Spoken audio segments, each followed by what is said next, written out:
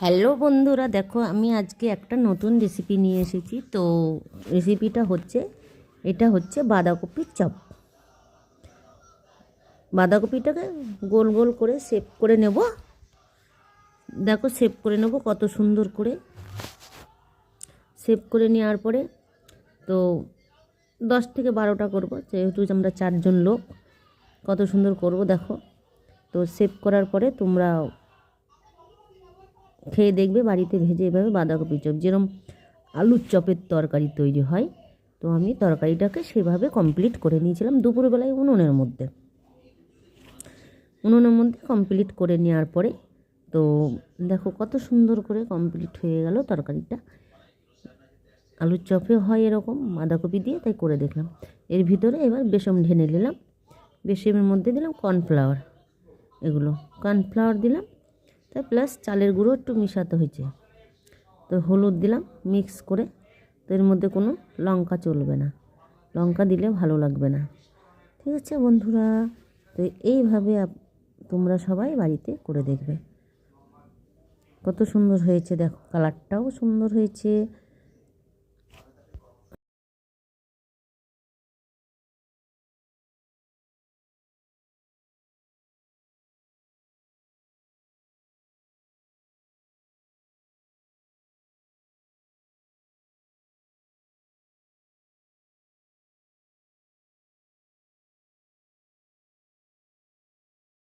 তো দেখো তেলের থেকে দিলাম, এবার ভাজা করে করে তুলতে হচ্ছে। কয়েকটা তোলা হলো। তো দেখো কত সুন্দর দিচ্ছি শেপ করে গোল গোল করে। তো একটু ভাঙবে না, খেতে ভেতরে বেশ টেস্টি লাগছিলো। তো ভালোই লাগছিলো খেতে, টেস্টি টেস্টি লাগছিলো।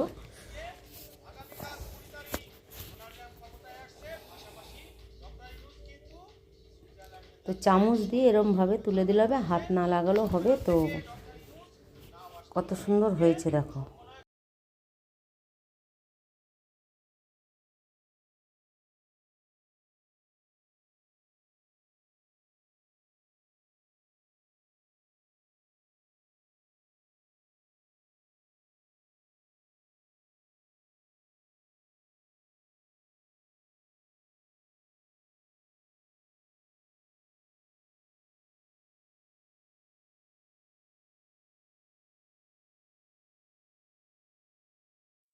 তো দেখো কত সুন্দর হয়েছে। তো আমার প্রায় কমপ্লিট বাঁধাকপির চপ বা পকোড়া বলতে হবে। এর ভেতরে বেগুনও কেটে নিয়েছি। তো সাথে কটা বেগুনই ভাজা হবে। বেগুনগুলোকে হালকা লবণ দিয়ে মাখিয়ে নিলাম। একটু মাখিয়ে রাখার পরে পাশে চপগুলো ভাজা হচ্ছে, ওটাকে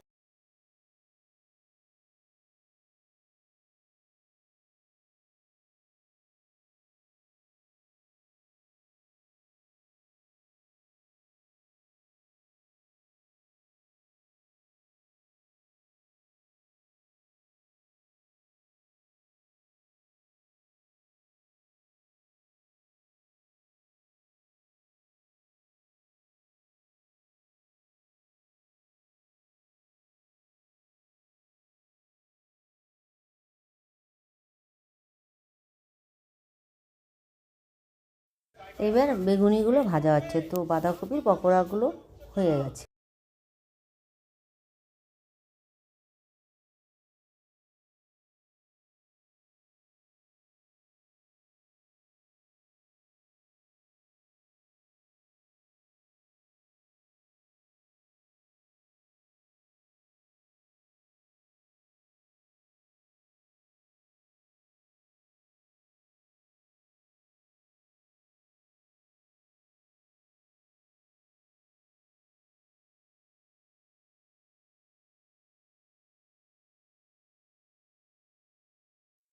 তো বেগুনিগুলো দেখো প্রায় হয়ে গেছে এক পিঠ করে।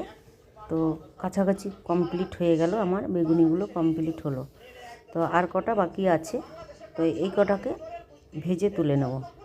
এর ভেতরে আমার আছে টিফিন, বিকালের টিফিন হবে। তো মুড়ি, বাঁধাকপির চপ বা বেগুন দিয়ে বেগুনি ভাজা কমপ্লিট করলাম। তো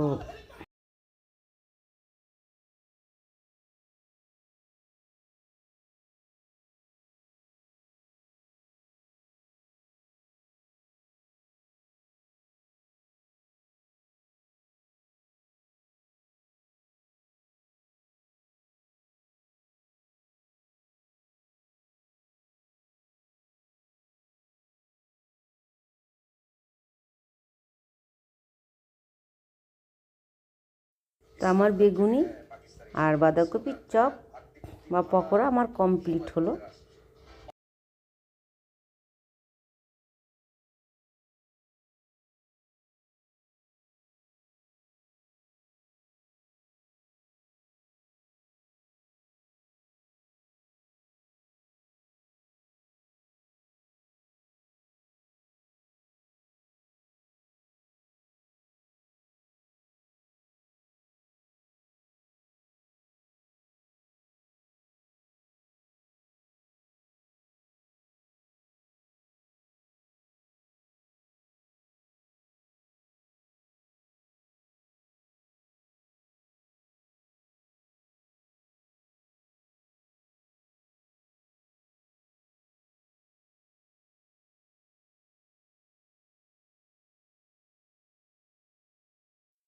তো দেখো এবার বলবে কেমন হয়েছে বাবা, খুব সুন্দর হয়েছে, তাই বলবে কেমন হয়েছে। দেখো খেয়ে দেখে বললো তো ভালো হয়েছে, সুন্দর হয়েছে, কমপ্লিট।